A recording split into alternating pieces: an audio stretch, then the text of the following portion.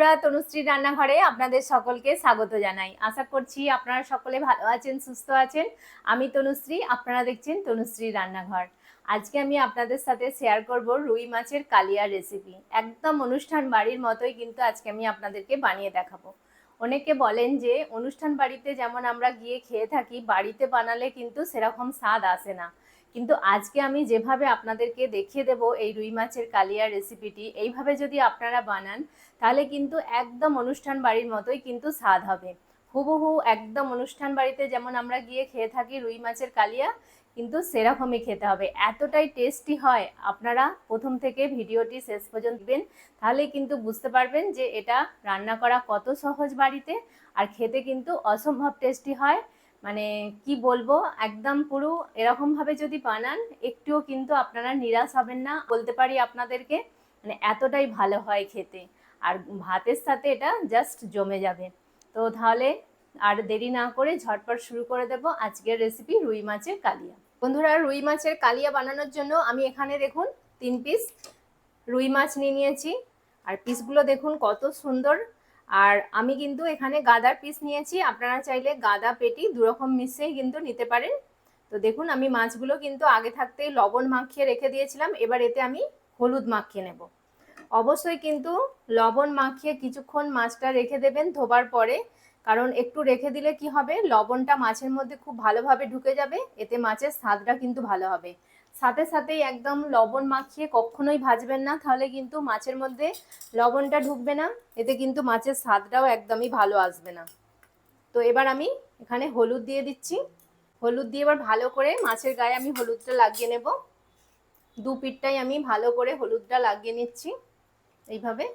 প্রথমে আমি মাছগুলো ভেজে নেব, তার জন্য দেখুন আমি গ্যাসে একটা কড়া বসিয়ে দিয়েছি। আর কিছুটা পরিমাণ সরষের তেল কিন্তু আমি আগেই গরম হওয়ার জন্য বসিয়ে দিয়েছি। এবার তেলটাকে আমি ভালো করে চতুর্দিকে একটু স্প্রেড করে নেব এইভাবে। আর তেলটাকে একদম খুব ভালো করে কিন্তু গরম করতে হবে, নাহলে কিন্তু মাছগুলো ভাজার সময় জড়িয়ে যাবে। তো তেলটা কিন্তু আমার খুব ভালোভাবে গরম হয়ে গেছে, দেখুন ধোঁয়া উঠছে কিন্তু হালকা হালকা। এবার আমি মাছগুলো এক এক করে ছেড়ে দেবো।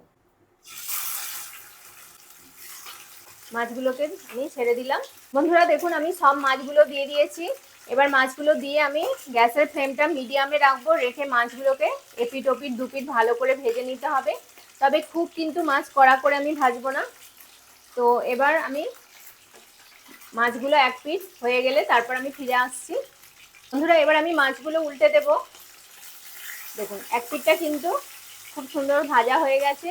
এইভাবে সব মাছগুলো আমি উল্টে দিচ্ছি। বন্ধুরা দেখুন মাছগুলো কিন্তু আমার দু পিঠই ভালোভাবে ভাজা হয়ে গেছে, এর থেকে বেশি কিন্তু আমি কড়া করে ভাজবো না। দেখুন মাছগুলো ঠিক এইভাবে কিন্তু ভাজতে হবে, আমি দেখিয়ে দিচ্ছি আপনাদেরকে। ঠিক এরকম ভাবে কিন্তু আমি মাছগুলো ভেজেছি, তবেই কিন্তু মাছের টেস্টটা খুব সুন্দর আসবে। মাছ সবসময় কিন্তু এরকম ভাবেই ভাজবেন, কখনো একদম কড়া করে লাল লাল করে ভাজবেন না, তাহলে কিন্তু মাছের যে আসল স্বাদটা কিন্তু নষ্ট হয়ে যায়। এবার সব মাছগুলো আমি তুলে নিচ্ছি। দেখুন সব মাছগুলো আমি তুলে নিয়েছি। এই মাছ ভাজার তেলেতেই আমি আরেকটু তেল অ্যাড করে দেবো। এখানে আমি 1 টেবিল চামচ মতো তেল দিয়ে দিলাম। তো এবার আমি ফোড়ন দেবো। ফোড়নের জন্য আমি কি কি নিয়েছি সেটা দেখিয়ে দিচ্ছি। আমি আলাদা করে আর উপকরণগুলো আপনাদেরকে দেখাবো না, রান্না করতে করতেই দেখিয়ে দেবো। তো প্রথম থেকে শেষ পর্যন্ত ভিডিওটা একটু স্কিপ না করে দেখবেন, তাহলে কিন্তু বুঝতে পেরে যাবেন যে কি কি মশলা আমি এখানে ইউজ করছি।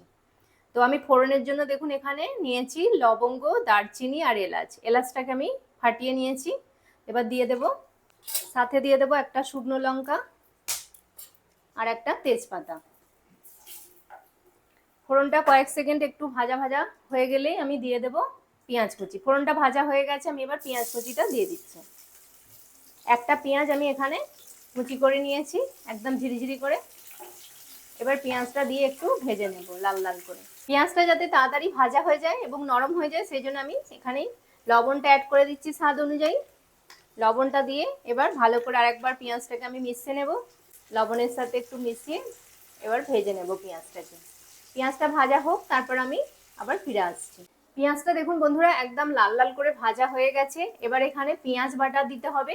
তো আমি এখানে দুটো মিডিয়াম সাইজের পেঁয়াজকে বেটে নিয়েছি।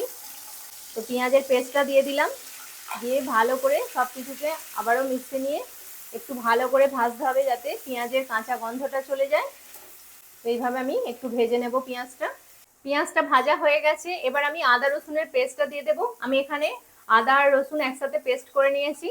এবার আদা রসুনের পেস্টটা দিয়ে আবারও এটাকে ভালো করে ভেজে নিতে হবে, যতক্ষণ না মানে কাঁচা গন্ধটা চলে যাচ্ছে আদা রসুনের।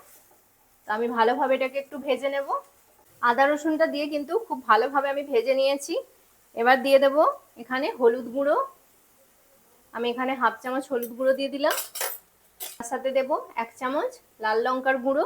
এবার দিয়ে দিচ্ছি 1 চামচ কাশ্মীরি লঙ্কার গুঁড়ো। এতে সামান্য একটু জল দিয়ে দেব যাতে মশলাটা কষাতে সুবিধা হয়, সেজন্য একটু সামান্য দিয়ে দিলাম জল। দিয়ে এবার ভালো করে মশলাটাকে একটু কষিয়ে নেব। এবার দেখুন মশলাটা কিন্তু একদম কষানো হয়ে গেছে খুব ভালোভাবে। এবার আমি এখানে টমেটো বাটা ইউজ করব। তো দেখুন আমি এখানে টমেটোর পেস্ট নিয়েছি, এখানে 2টো মিডিয়াম সাইজের টমেটোকে পেস্ট করে নিয়েছি। টমেটো পেস্টটা দিয়ে দিলাম। এটাও দিয়ে এবার ভালো করে আমি সবকিছু মিশিয়ে নেব।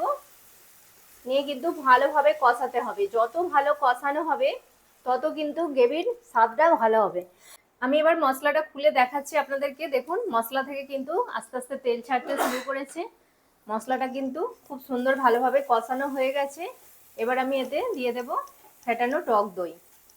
আমি এখানে 50 গ্রাম মতো টক দই নিয়েছি।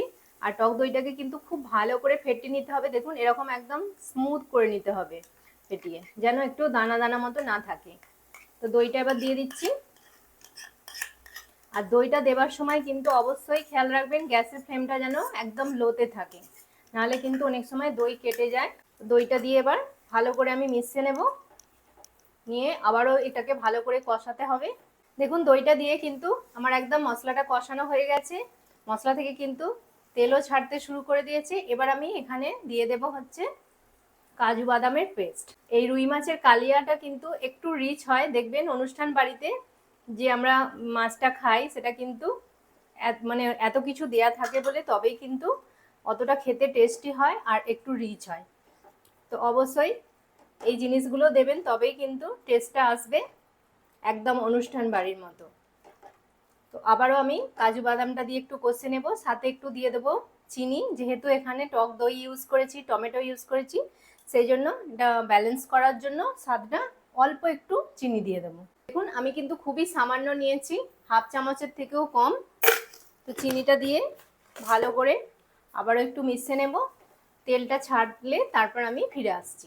মশলাটা এবার ভালোভাবে কষানো হয়ে গেছে, মশলা থেকে কিন্তু তেলও ছেড়ে দিয়েছে। এখানে আমি গরম জল ইউজ করছি। অবশ্যই কিন্তু গরম জলটাই দেবার চেষ্টা করবেন, এতে কিন্তু টেস্টটা বেশি ভালো হয়। আমি এখানে 1 গ্লাস জল দিয়ে দিলাম। আপনারা যেরকম গ্রেভি রাখতে পছন্দ করবেন সেই অনুযায়ী কিন্তু জলটা দিয়ে দেবেন। তো আমি আরেকটু জল দেবো, 1/2 গ্লাস মতো আরেকটু জল দিয়ে দেবো। দেখুন গ্রেভিটা কিন্তু একদম খুব সুন্দরভাবে টকবক করে ফুটে গেছে। এবার আমি মাছগুলো এক এক করে দিয়ে দেবো। 5 মিনিট হয়ে গেছে, আমি এবার খুলে আপনাদেরকে দেখাচ্ছি। দেখুন কত সুন্দর হয়ে গেছে মাছের কালিয়াটা, কিন্তু আমার একদম অলমোস্ট রেডি। এবার আমি এতে একটু ঘি আর গরম মশলা দিয়ে দেবো। দেখুন আমি এখানে 1/2 চামচ গরম মশলার গুঁড়ো নিয়েছি, গরম মশলার গুঁড়োটা দিয়ে দিচ্ছি। আর এখানে 1 চামচ ঘি নিয়েছি, এবার ঘিটা ছড়িয়ে দেবো। এতে কিন্তু ফ্লেভারটা একদম ডিটো অনুষ্ঠান বাড়ির মতোই কিন্তু আসবে। তাহলে দেখলেন কত সহজেই কিন্তু আপনারা বাড়িতে এইভাবে একদম রুই মাছের কালিয়া বানিয়ে নিতে পারবেন। আর বানানো দেখলেন তো কতই সহজ, মানে ঘরে থাকা উপকরণ দিয়েই কিন্তু আপনারা একদম অনুষ্ঠান বাড়ির মতো বানিয়ে নিতে পারবেন। তো আমি এবার গ্যাসের ফ্লেমটা অফ করে দেব। একটু গ্রেভিটা রেখেছি কারণ ভাত দিয়ে যেহেতু এটা খাওয়া হবে মেখে, সেজন্য গ্রেভিটা আপনারা চাইলে আরেকটু গ্রেভিটা মেরে নিতে পারেন বা এরকমও রাখতে পারেন। তো এবার চাপা দিয়ে দেবো যাতে ঘি আর গরম মশলাটা ভালোভাবে একদম গ্রেভি আর মাছের মধ্যে ঢুকে যায়। তো আমি 1 মিনিট পর ফিরে আসছি। বন্ধুরা রুই মাছের কালিয়াটা কিন্তু আমি সার্ভ করে নিয়েছি, আর কতটা সুন্দর লাগছে, একদম কিন্তু অনুষ্ঠান বাড়ির মতোই কিন্তু দেখতে হয়েছে। আপনারাই দেখে বলুন কতটা সুন্দর লাগছে। আর এরকম যদি রুই মাছের কালিয়ার মানে টেস্ট পেতে চান একদম অনুষ্ঠান বাড়ির মতো, তাহলে আর দেরি না করে ঝটপট আমি যেভাবে বানিয়েছি এইভাবে আপনারাও বানিয়ে ফেলুন। আর বানিয়ে খেয়ে অবশ্যই কিন্তু কমেন্ট করে জানাতে ভুলবেন না যে আপনাদের কেমন লেগেছে। যদি ভালো লেগে থাকে অবশ্যই কিন্তু লাইক শেয়ার কমেন্ট করবেন। আর তনুশ্রী রান্নাঘর চ্যানেলটিকে অবশ্যই সাবস্ক্রাইব করে দেবেন, পাশে থাকা বেল আইকনটি প্রেস করে দেবেন, যাতে সহজেই আমার নতুন নতুন রান্নার ভিডিওর নোটিফিকেশান আপনারা খুব সহজেই পেয়ে যান। আর আপনার বন্ধু বান্ধবদের মধ্যে প্লিজ এটা বেশি করে শেয়ার করে দেবেন। ততক্ষণ আপনারা ভালো থাকবেন, সুস্থ থাকবেন। আপনাদের সাথে দেখা হবে আবার একটি নতুন রান্নার ভিডিওতে। নমস্কার, টাটা।